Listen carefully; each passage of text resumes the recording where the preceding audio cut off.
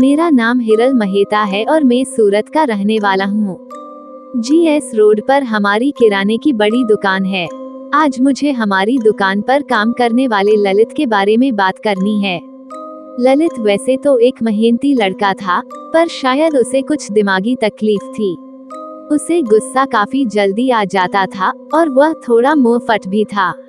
गरीब घर का लड़का समझकर हम उसे काम तो दे दिया, पर हमें मालूम नहीं था कि यही हमारी सबसे बड़ी गलती साबित होगी। आज ललित तो इस दुनिया में नहीं है, पर ललित का खौफनाक प्रेत दुकान पर दिन रात मंडराता रहता है। 1 साल पहले एक दुखियारी औरत हमारी दुकान पर आई। उसने हाथ जोड़कर कहा कि मेरे बेटे के लिए कुछ काम ढूंढ के दीजिए। मेरे पापा ने फौरन उन्हें कहा कि आपके बेटे को कल से यही काम पर भेज दीजिए।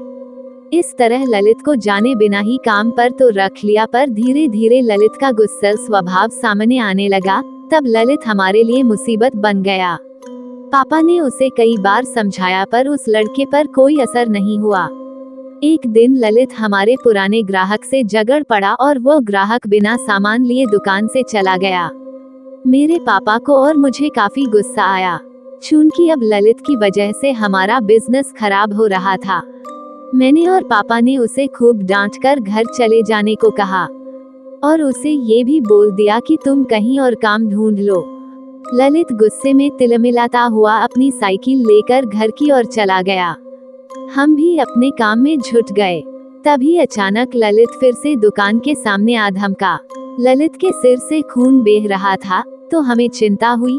हम फौरन उसके पास दौड़ गए और उसे पूछने लगे कि क्या हुआ। ललित कुछ बोल नहीं रहा था। हम भी टेंशन में आ गए कि क्या करें। पापा ने मुझे दवाई लाने मेडिकल स्टोर भेजा ताकि उसकी मरहम पट्टी की जा सके।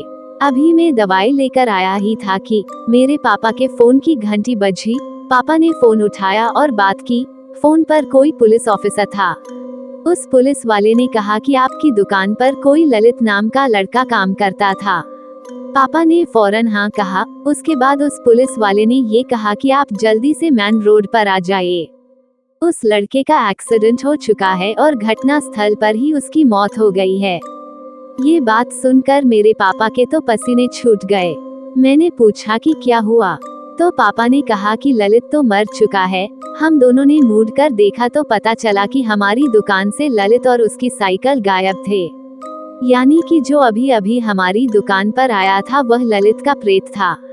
हम घटना स्थल पर गए तो हमने देखा कि ललित की साइकिल ट्रक के पहिए के नीचे कुचली पड़ी थी और ललित के सिर पर गहरी चोट आई थी, जिसकी वजह से वहीं स्पॉट पर उसकी मौत हो चुकी थी।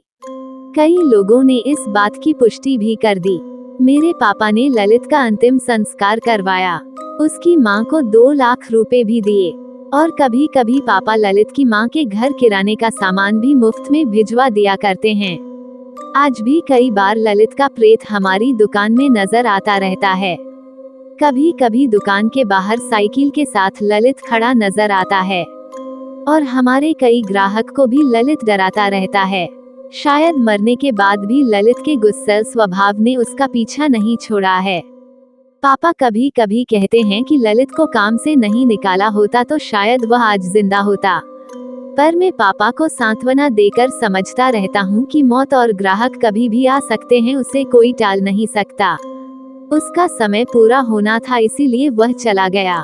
वह एक एक्सीडेंट था, उसमें हमारा कोई दोष नहीं है। हिरल महेता। यदि ये कहानी आपको पसंद आई हो तो अपने दोस्तों और अन्य लोगों के साथ शेयर जरूर करिएगा।